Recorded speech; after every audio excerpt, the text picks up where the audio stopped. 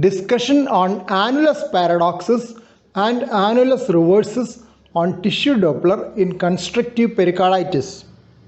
The term annulus paradoxus was proposed by Ha and associates to indicate the inverse correlation of E by E prime to pulmonary capillary wedge pressure on tissue Doppler evaluation in constrictive pericarditis. Usually, a positive correlation is found in patients with primary myocardial disease between E by E prime and PCWP. Please subscribe to this channel for future updates. Click on the subscribe button. Press the bell icon after that for all updates. In their study of 10 patients, E prime was not elevated despite high left ventricular filling pressures. Hence, E by E prime was low with a mean 9 and it was less than 15 in 9 of their 10 patients.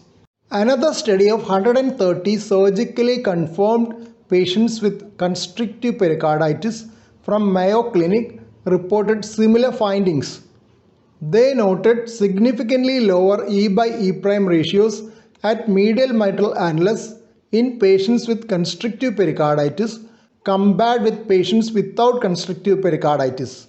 Mean 5.8 versus 16.1. The authors acknowledge the preserved or accentuated E prime velocity in constrictive pericarditis, leading to the lower than expected E by E prime in the setting of increased left ventricular filling pressure as annulus paradoxus. But Alreis and colleagues challenged the concept of annulus paradoxus in constrictive pericarditis while reporting their study of 49 surgically confirmed constrictive pericarditis. Their patients underwent right heart study with measurement of PCWP after an echocardiographic evaluation. They could not find any correlation between septal, lateral or mean E by E prime and PCWP in constrictive pericarditis. In fact, they suggested revisiting the phenomenon of annulus paradoxus in constrictive pericarditis. Chabra and colleagues, in a comment to this article, pointed out that though the larger study from Mayo Clinic strongly favor the presence of annulus paradoxus, direct correlation of E by E prime ratio with left-sided filling pressures was not performed. They called for a restudy of this relation in future large-sized controlled prospective investigation. Hughes and colleagues reported on tissue Doppler study of mitral annular velocities in 14 patients with constrictive pericarditis, 10 with restrictive cardiomyopathy and 17 normal subjects. They noted that in controls, mitral lateral annular E prime velocity was 25% higher than medial E prime velocity. In constrictive pericarditis, the averaged lateral E prime velocity was 2% lower than medial E prime velocity. They termed this reversal of lateral and medial E prime velocities compared to normal subjects as annulus reversus. Patil and colleagues in their study of 23 patients who underwent pericardiectomy for constrictive pericarditis also refers to this annulus reversus.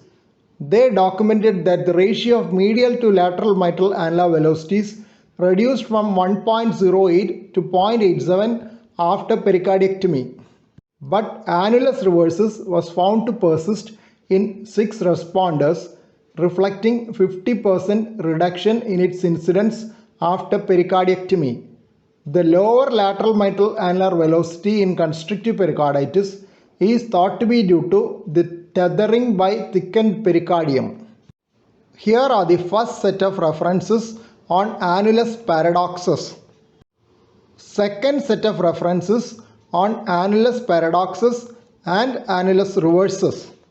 Please don't forget to subscribe to this channel for future updates and click on the bell icon for all updates. Thank you.